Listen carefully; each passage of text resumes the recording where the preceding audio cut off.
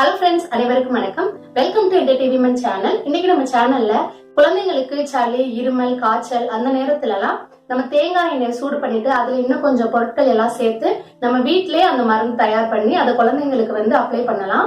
இந்த மருந்து எனக்கு எங்க சித்தி தான் சொல்லி கொடுத்தாங்க. என்னோட 2 பசங்களுக்குமே காய்ச்சல், சளி அந்த டைம்ல அது நல்லாவே நான் யூஸ் பண்ணிருக்கேன்.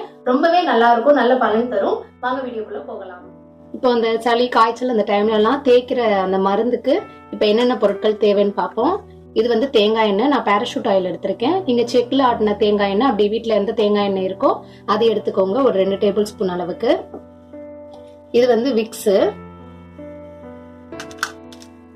கற்பூரம். கற்பூரம் நம்ம ஒன்னும் சேர்க்க போறது இல்ல, சும்மா 1/4 பாகம் மட்டும், அதுக்கும் கம்மியா தான் சேர்க்க போறோம். பூண்டு 4 பல்லு. இப்ப இந்த மாதிரி சூடு பண்றதுக்கு இந்த மாதிரி ஒரு இது எடுத்துக்கோங்க, பாத்திரம். இதுல தேங்காய் எண்ணெய் கொஞ்சம் சேர்த்துக்கிறேன்.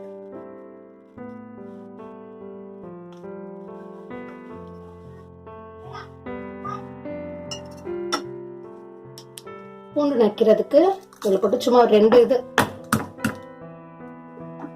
இந்த மாதிரி நச்சு இதுல சேர்த்துக்கிறேன்.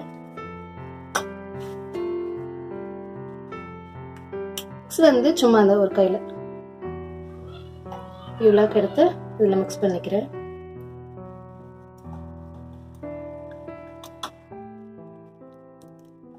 கற்பூரமும் கொஞ்சமா,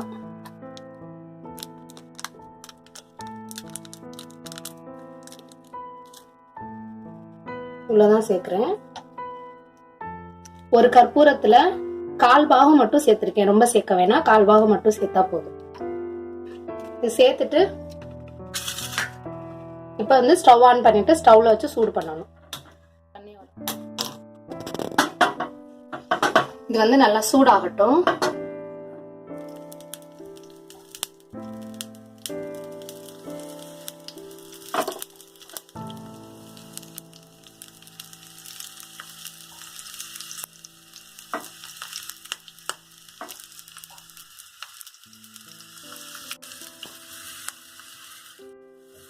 பூண்டோட கலர் கொஞ்சம் மாறினதும் ஸ்டவ் ஆஃப் பண்ணிடலாம்.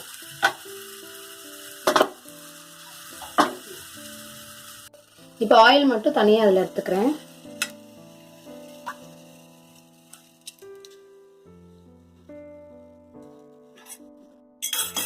இது இளம் சூடா இருக்கும் போதே குழந்தைங்களுக்கு தேய்ச்சிடணும். வெதுவெதுன்னு இருக்கும் போதே குழந்தைங்களுக்கு தேய்ச்சிடணும். இது இப்ப ஆறி கொஞ்சம் எல்லாம் சூடா இருக்கு. இப்ப கையில